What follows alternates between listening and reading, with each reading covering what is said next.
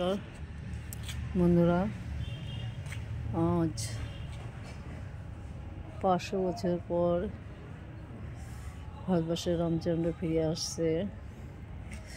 সেই উপলক্ষে আমি আমার বাড়ির ঘরে ওঠার সামনের প্রবেশদ্বারে সামান্য কটা মোমবাতি দিয়ে আমি একটু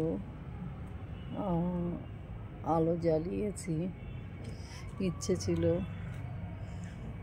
সুন্দর করে বাড়িটা পুরো আলোয় আলো করে ফেলবো, কিন্তু সময়ের অভাবে করতে পারলাম না।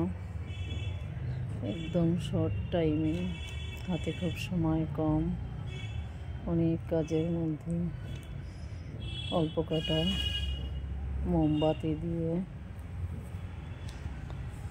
আমি ঘরের সামনেটা একটু আলো জ্বালিয়েছি। আজকে আমাদের সনাতন ধর্মে মানুষের খুব একটা আনন্দের দিন। আজকে যদি বাড়িটা সুন্দর করে সাজাতে পারতাম আলো দিয়ে, খুব ভালো লাগতো, কিন্তু পারলাম না। অনেক কাজের মধ্যে সময় করে করতে পারিনি।